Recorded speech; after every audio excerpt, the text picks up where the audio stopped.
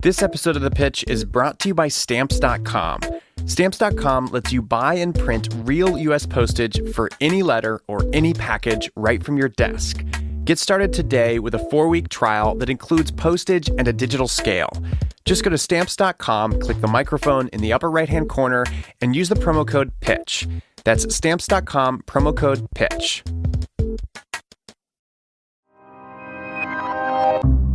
From Gimlet, I'm Josh Muccio, and this is The Pitch.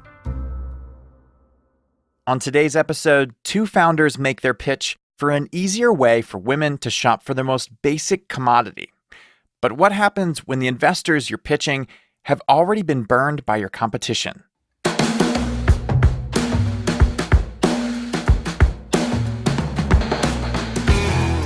Phil Nadell is with Forefront Venture Partners. When he invests, he takes an active role in helping to build a company by focusing on the fundamentals. If you build that data set out, it could be very, very valuable. Jillian Manis is with Structure Capital. She sees the founder as the key to success for any startup. You are scrappy, you are confident. Daniel Galati is here with Comcast Ventures. He looks for companies where there's an opportunity to really build out the brand's identity. I think the packaging looks really great, and it clearly sets the brand apart from sort of other commodity brands. And finally, on today's episode, in the fourth seat is Charles Hudson with Precursor Ventures. Even more than any other investor, he's open to early-stage companies if he thinks they have the potential to catch fire. That consumer, to me, is still up for grabs. And I think if you could articulate a strategy about how you capture that person, I think you've got a really strong story.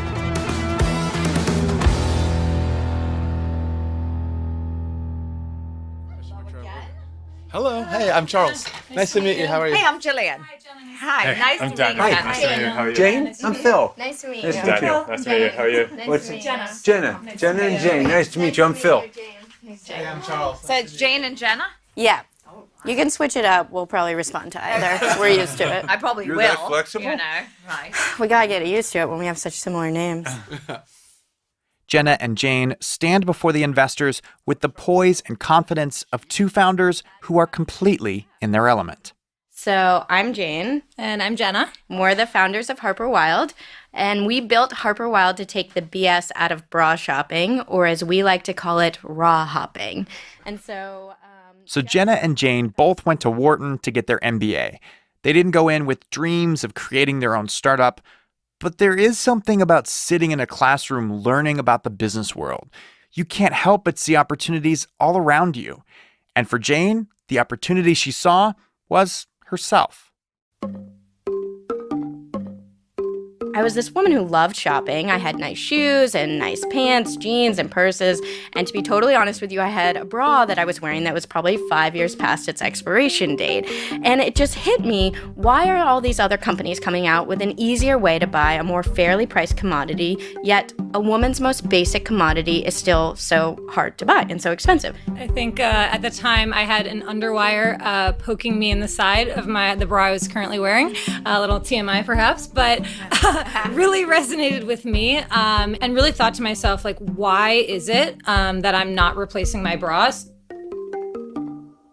And for me, I thought about the incumbents in the industry and where I could possibly go, one of whom owns 60% of the market, and these new incumbents have not chipped away at that. Secret. Yeah, we were trying to be polite, but yes, it's completely hypersexualized, so antiquated, and the embellishments, you need a padded version, the uncomfortable experience. That's not what's resonating with the modern empowered woman, and should not be the experience that young girls are also going to. And that is why we created Harper Wilde. Jane and Jenna are here today to raise $750,000 to help build their company so they can provide that modern, empowered woman with a better option for bra buying. Figuring out what that option was meant Jenna and Jane first had to do a little research, and that meant going to some pretty serious lengths. I mean, we went as far as to, with their permission, follow women home and actually understand what the process of buying bras is like for them online or in store and what bras they have at home. And so what we said is, how would it be best to find the right bra for you? And it was What they discovered is that many women find shopping for bras at brick-and-mortar retailers to be a hassle. They struggle to find the right style and fit, and often can't tell if a bra is right until after they've brought it home and worn it with other clothes. Jenna and Jane had a hunch that a mail-order free home try-on model was the key. Kind of like a Stitch Fix or Trunk Club for bras, but without a subscription. To test this theory, they came up with a pretty ingenious plan. So we had this idea. We were like, okay, free home try-on we think should work, but do we really need to raise hundreds of thousands of dollars, buy thousands of bras, manufacture them ourselves before we test it? Shouldn't we find a way to test it first? And so we bought 400 bras of existing brands, and we found a way to basically replicate the purchasing process and test it for $0 to us. So we had the Once they had the 400 bras, all in different styles and sizes, they laid them out on display at Jane's house in Philly. Then they invited 50 women to come over. They made it a little event, serving wine and snacks, encouraging the women to peruse the collection. By the end of the night, each woman had picked out 5 bras to take home and try on. And we let them keep them for a week. And anything they didn't want to keep, they returned to us. And then we went and returned anything that wasn't bought. So we were able to see which of the 5 styles we offered they actually took home, which ones they kept, and really cut that data to see which features mattered. What they learned is that women wanted fewer options, not more. The easier they could make the shopping experience for them, the more likely they were to buy. The simplicity is something that's very core to the brand. This whole taking the BS out of bra shopping. And there's the whole theory on the paradox of choice. And when you have too many options, you're actually less likely to purchase. So we invested in the fabric. We invested in the cups. There's some, we can show you the products. Jane pulls out a small box with the 3 bra styles and hands it to the investors. The box slowly makes its way down the line from Phil to Daniel to Jillian, and finally to Charles. Everyone takes their time looking at the bras, but Jillian is the only investor to actually lift one out of the box. How does kind of the Stitch Fix model work in the underwear category? Like, do you see friction on the consumer side there? Yeah, so I mean, we can actually talk about since we've launched, fast forward a year when we launched with free home try-on, and about 65% of our orders do come through this free home try-on model, and we see 110% conversion. So when you send out the free home try-on, what percentage end up buying? So 2/3 buy at least one or more. 2/3 buy one or more, okay. We've been fortunate enough to already have repeat purchases, which is really exciting in this category because women actually normally buy once per year. But to be fair, home try-on is like a tactic, it's a tactic that can be replicated, obviously. The bet is you've created product that is fundamentally better than whatever, Adore Me, True Fit. That's the bet, right? That like, you're creating a loyal customer because you've given them the opportunity to try on. But my point is that can be pretty easily replicated. So actually, free home try-on is not easily replicable. The ability to operationally have enough inventory to buffer a free home try-on logistical model is actually very complex. How long they keep the bras for, how many bras they're allowed to actually take home with them. So that's actually not just something that someone could say, okay, you know what, we're going to start free home try-on right now. All right, so Jane is saying the free home try-on model is easier said than done.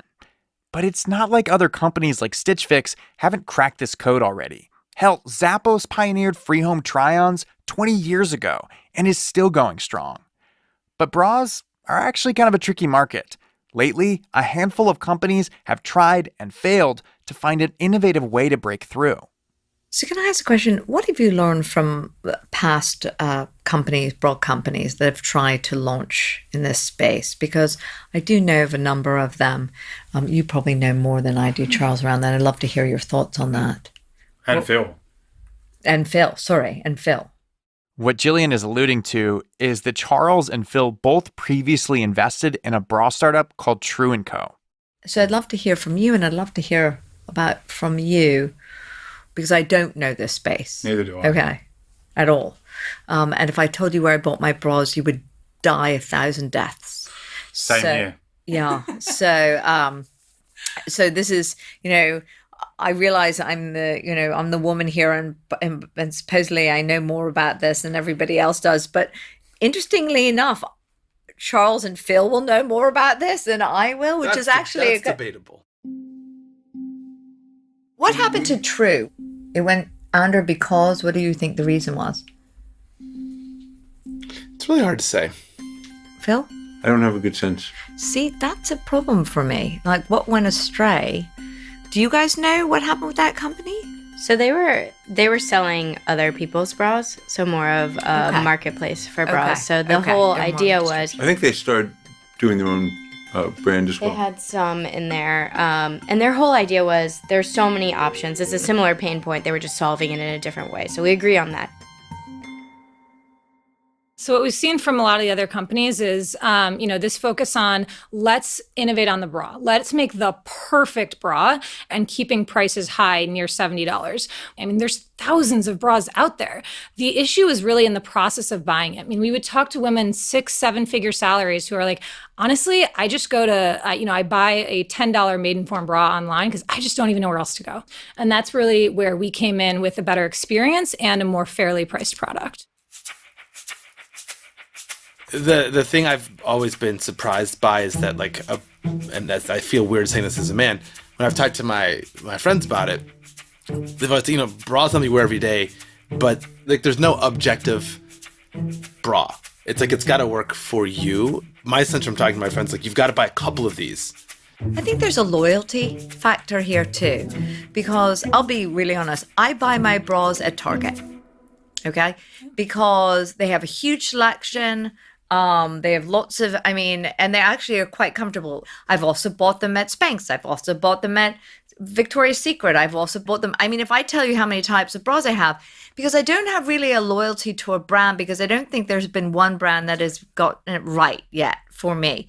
So it is that taking off what you're saying, one size cannot fit all, because we were so vastly different. And I know that I also went to Victoria's Secret. I went through the whole bra sizing, which took an hour of time, which was an hour lost of my life. And But is that just because you haven't found anything that you like? No, it was actually, I was more curious to say, because their selling was your bra's not fitting. And I thought, okay, well, I think my bra's fitting, but I've never been through a bra fit. So what the heck? And I went through it, and then I walked down. I was too frustrated because they kept giving me all these little push up and push out and push sideways. The whole thing was ridiculous and see through and I was thinking to myself, what do I look like? A Playboy bunny? I really wanted something functional. So on one hand, that's what bras are. What people don't really, they are functional. Okay.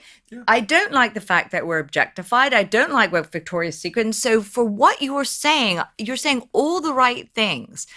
It's the message, but it's the brand loyalty that you're going to have to build up. And I think that, and correct me if I'm wrong, but I think that's going to take a lot of time and a lot of capital to do that. The one thing that we found that's really interesting is that we do see that there is a lot of brand loyalty in this space. And that was one of the things we first set out to figure out, are people going to be willing to try a new brand?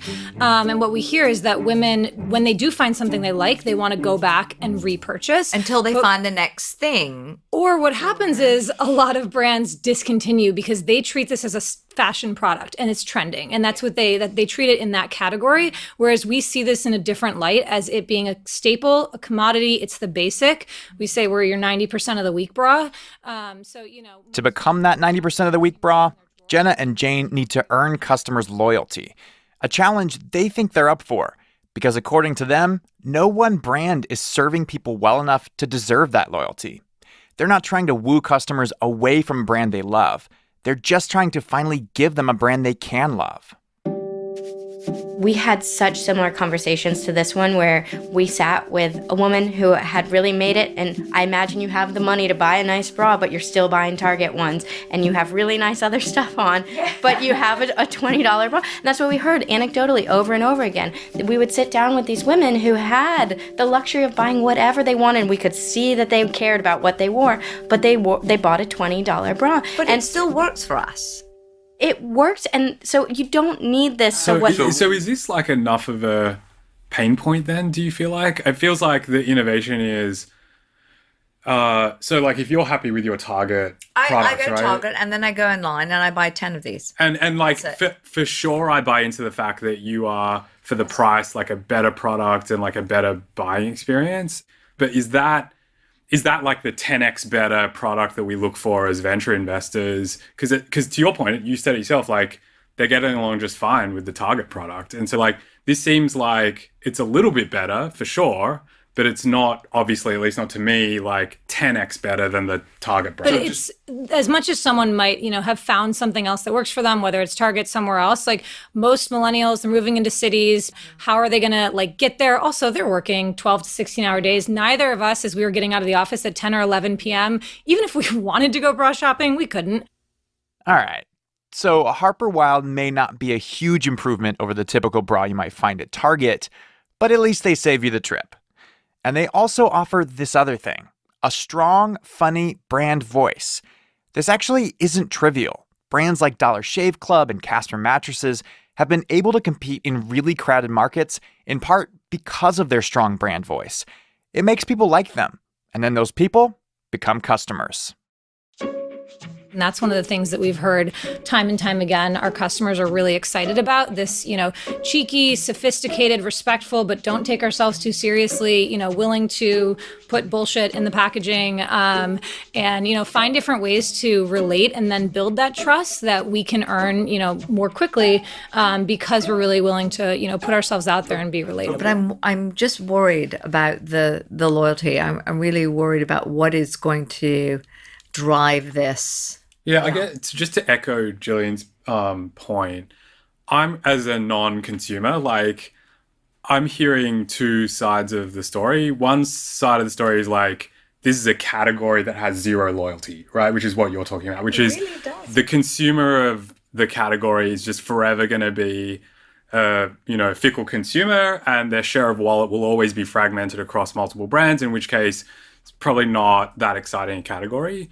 The other story that I'm hearing, which is the kind of story that you guys are talking about, which is there is extreme brand loyalty. So which version is the truth? Like, is Jillian an outlier, or is it just like a category that will never engender strong loyalty? I mean, I think a lot of the disconnect lies in something that you said that I actually think was off base, which is happens all the time. Well, fairly, you don't buy bras, which is that it's not a pain point. Yeah. If you had sat through the conversations we've sat through, I mean, we turned into therapists for a bit of a period. People hate bra shopping. I was just going off of, to be fair, I was just going off of what you said, which is people are happy with their Target bra, and I think you said that too. Yeah. So that, based on a sample size of 2, I was just concluding that. So I was wrong in it. But they're so upset with it that they'll resort to buying at the same place where they buy their dish soap. Yeah. It's not that, they're so loyal to Target or they believe in the mission of Target that they're sticking to it. It's the fact that, and what's going to keep them loyal is if it's so easy. They just don't want to deal with it. They buy once per year because they want to get it over with. Like, I actually have sort of the opposite reaction to the Target bra, which is that people are saying, well, if everything sucks, I'm going to the lowest common denominator, consistent price. It's reliable. It's $20. If I'm going to get something that's kind of a miserable experience, at least let me not spend a whole lot of money on it. This is not a miserable experience. I'm very happy. For you. Yeah, so this is actually something that we feel very strongly about. We can't be everything. Like, we're prioritizing, we're picking one at the top, a number 2, a number 3, and we're both very clear on the fact that our number 1 is simplicity. And everything around, like when we say we take the BS out of bra shopping, we don't lead with we make the best bras. We definitely don't lead with low price. We make it easier for women because they're getting out of work late. They don't have time. They don't want to do it. We do that through free home try on, the simplified options, and the fair pricing. But simplicity is really, really what we lead with. And I don't know if you mentioned, this round is priced at how much? What's the valuation? This one's a $9 million with a 20% discount. How many customers so far? Because you're talking about a $9 million right? So I'm trying to figure that out. Yeah, so we've had around 25% month-over-month growth since launch. We're at over 2,200 orders, so around 20,000. Anticipated to be around 150,000 this year, and then getting to around 2.2 million for next year. So we launched at the end of June. Oh, goodness. Jenna and Jane have made their case for why there's a new bra company in town. Now, it's up to the investors. Here's Phil. Well, I think you're onto a real opportunity here in building the brand, just what you were talking about. And I think there's a huge opportunity in the bra sector to build that brand. So I think you're definitely onto something. For me, it's just a matter of the numbers. Where you are now in terms of traction, it's early. I get that. It's only a few months in, but the cap on the note, doesn't reflect that, at least in my experience, comparing to other deals we look at. So for me, that just doesn't work. I can't justify paying, what was it, a $9 million cap when you're currently at $20,000 a month. And for that reason alone, it just doesn't work for me. So I'm going to pass, but good luck. Phil's out. Here's Daniel. I'm going to pass as well. I think I'm totally up for making brand bets. We invested in Away for luggage, Dollar Shave Club. Maybe because I just am naive, but I'm still not totally bought into this category. Like, for us to make a brand bet, we really need to be excited about the category. And between the many tombstones that have existed, as well as just the consumer behavior, I'm just like not 100% bought into the category. And so, look, I think you guys obviously understand the consumer. You guys have done a ton of really thoughtful work to get inside the psyche, and that's to be commended. I think it's really rare. So look forward to seeing the progress. Daniel's out. Here's Charles. For me, I was impressed by your thoughtfulness about the problem, and I don't know that I have the same vision for the brand principles and the brand anchor that you two do. But for me, I'd want to see a bit more sort of a feeling of alignment around kind of what the core principles are. But I think in terms of customer pain points, you two are well above what I'm accustomed to seeing, and I think you're well positioned there. But for me, it's just I don't quite know that we see the opportunity the same way, so it's not quite right for me. 3 out of 4 investors have passed. Here's Jillian. Okay, so ladies, the experience for me is it is the touch and feel, and I do have some thoughts because I think the product is good. I think it could be better. I'll be honest with you, because even feeling around the cups and the wire, there are some jagged. I'll let you see afterwards. But there's some sharp edges out of the middle bra. I think it was the black bra. I don't know if this is something you're fixing, and I'd have to get more into the design piece of it. For the most part, it's super smart. It's super smart. I'm really, really challenged by, and it comes off of what Charles is saying, which is I don't see that edge. I see the messaging and the fun to be fantastic. And that certainly is going to create that emotional and sort of excitement around this, and also around the women uniting around this real pain, because it is a pain, and having fun with it. I need to see where you go with this, and I need to see how you're going to build loyalty. I think that's my big concern around this.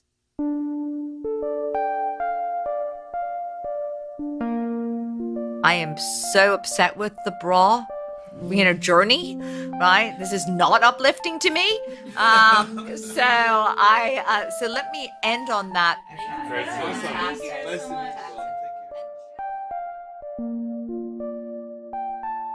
Jane and Jenna walk out of the room, leaving the investors to wonder if they made the right call.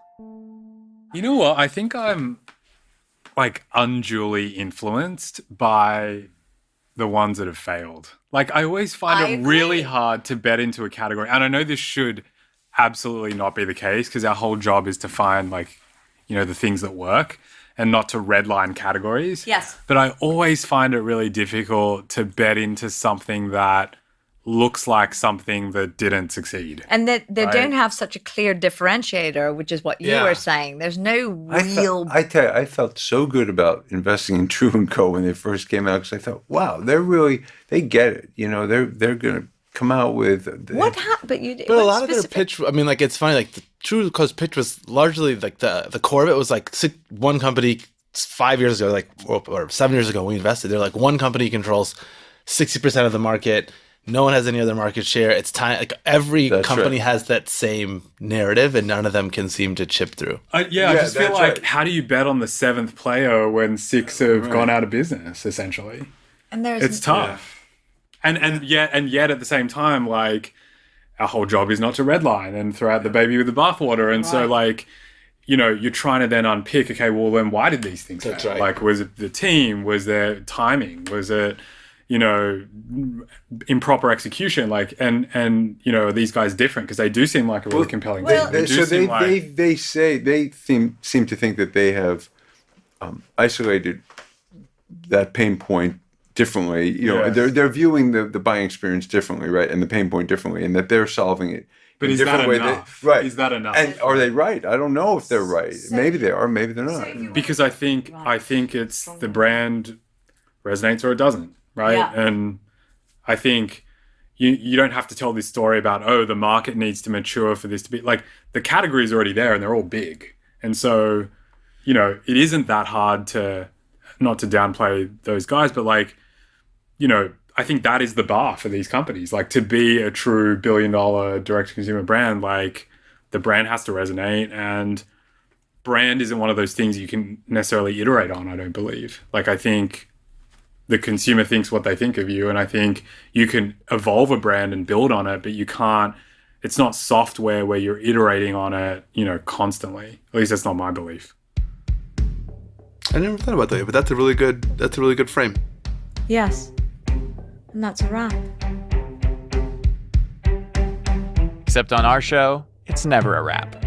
What happened after the pitch you just heard? The story continues after a word from our sponsors.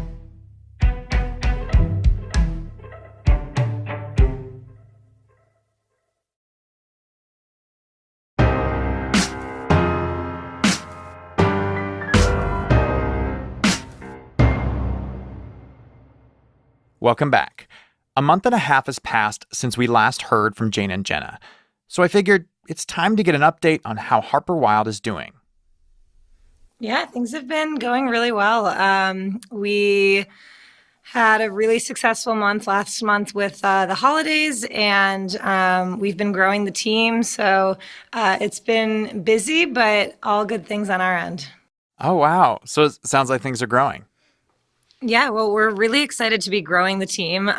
We've been pretty lean up until now, but we are going to be doubling the team in the new year. So we are stoked for that and really excited about the people we have coming on board. So doubling it from 2 to 4? 3 to 6. Okay. And then shortly after 7. Pretty close. Yeah, close enough. So thinking back to the pitch to the investors, like, what do you guys remember? What sticks out in your mind? Yeah, I mean, it's interesting. It was one of, probably one of the more unique pitching experiences we've had. Yeah, I mean, I think there's such a fun dynamic in the room because so many people are there talking with each other about it and kind of playing off each other.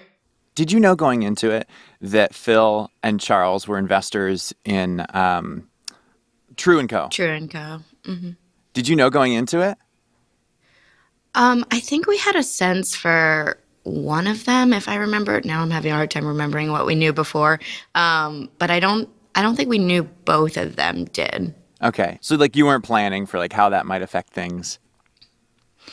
I mean, that's something that's come up quite a bit in conversations just because it's one of the more recent exits in our space. So it was not the first time that we've heard it. Normally, we don't sit down with people who have invested in competitors because they just kind of bow out before we have the conversation. But regardless of that, it still is a topic that comes up in conversation. So one thing I noticed during the pitch is that when you handed out the Harper Wilde box of bras for the investors to look at, the only one who actually picked up the bras and examined them was Jillian. That really struck me. Was that something you noticed? Yeah, I mean, I think that, there was probably all eyes on her, given that she was the only one of the 4 investors that has probably, has worn a bra. So I think, kind of eyes on her to react to it. I think on our end, I mean, we always want people to, look at the product, inspect it. It's funny, actually, if anything, we usually have the other side of the problem where we may be sitting across from a man and he doesn't want to touch the product. So we were pretty happy that not only did she want to feel it and touch it and inspect it, but she wasn't afraid of it. So do you find that a lot? That like male investors are skittish with your product? Yeah, I mean, I think that that's an unfortunate scenario with, we are female founders and we are pitching a female product. And that is one of the biggest challenges that we're up against. I mean, you probably know the statistics just as well as we do about how few women get funded. And I think a big part of it is because at the end of a lot of conversations in a room full of men, they come back to, well, I guess I'll have my wife or my sister or my daughter try it out. And so it's a bit unfortunate that women are so not represented in the room for fundraising, that it could all come down to one person or one wife at home. Yeah, absolutely. So speaking of which, do you feel like your product, which is all about desexualizing something that's a commodity, is coming at a time when women are really looking for products like that? Yeah, I mean, I think that this is it couldn't be a better time for that. You see that women, the over-sexualization is just completely antiquated. And, there should be no expectation that, a woman's wearing a corset to work. There's nothing to apologize for. We deserve to be comfortable every day. And we wanted to build something and a product and a service that, empowers that woman who is in the boardroom or running a household or running around a hospital and, helps her get through her every day. Yeah.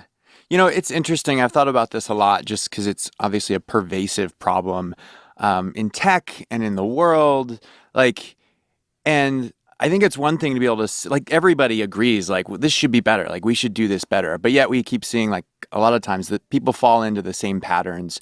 And I think it has a lot to do with the founding team, who they actually are as people and less about what they actually say. So I'm wondering, what are you pulling from when you decide we want to do things differently? I guess a bit. I mean, of course you see stuff in the news, and there's certainly things that we take a pretty hard stance on not doing in a similar way. I mean, for me at least, it's definitely personal experience. I think honestly, it was just, we were really, really excited about the opportunity to create a company that not just for our customers, but for our employees stood for women empowerment. And we were excited to take a stance on that. I think we could have never imagined how unfortunately important it would be right now. But we couldn't be more grateful to have a voice in this moment and stand up during a movement like Me Too, and be able to give a voice to others as well. Okay, so one thing we do want to cover is how is the round going? Yeah, so we are doing a first close at the end of this month. We're super excited about some of the folks that we have involved. So we have some celebrities, a few other successful founders. So we're excited to about where that can take us. Yeah. And again, already translating that into some new hires, which we are also really excited about. That is exciting.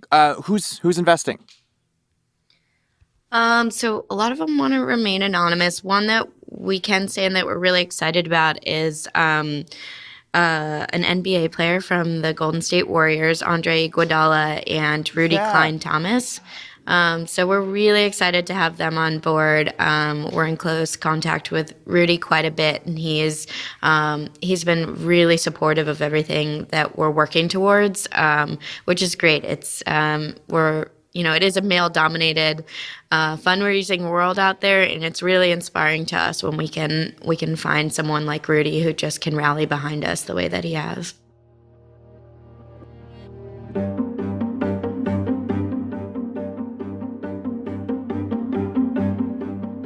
It sounds like Harper Wilde is well on their way, which is really exciting. To me, it's especially great to see inroads made by founders who are practicing what they preach. They care about female empowerment, and they're actually doing something about it. Jenna and Jane told me that, among other things, they're partnering with Glamour magazine's The Girl Project to give access to education for girls in over 100 different companies. And they're working with Women Go Beyond, an initiative that provides female factory workers with skills they need to become economically independent. We wish Jenna and Jane the very best. And we have a question for you, our dear listeners. When you see companies going above and beyond like this, does it make a difference to you as a consumer? On our website, we've created a discussion section for our listeners. This week, we want to hear, how important is brand identity to you when making purchasing decisions? Do you specifically seek out brands that are doing more than just selling their product? Or do you simply look for the absolute best product available in the market? Join the discussion over at thepitch.show/discuss. Next week, we're doing something a little different. Stay tuned after the credits to hear more about it.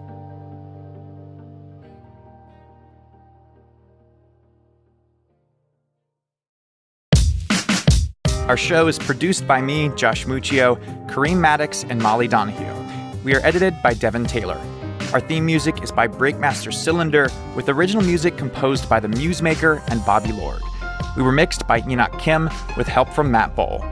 Lisa Muccio plans our recording events, and thanks to Samira Sohail for her reporting on this episode. Harper Wilde applied to be on this show. If you know of a founder who's crushing it, send them, or yourself, on over to thepitch.show/apply to be considered. You can find us on Twitter at @thepitchshow, and our email is thepitch@gimletmedia.com. And a quick disclaimer, no offer to invest is being made to or solicited from the listening audience on today's show. You've been listening to The Pitch from Gimlet Media. See you next week.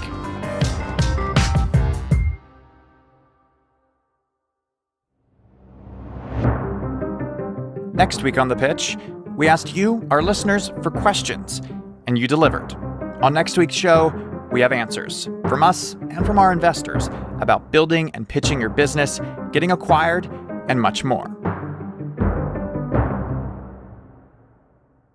New episodes come out on Wednesdays. Make sure you're subscribed wherever you listen.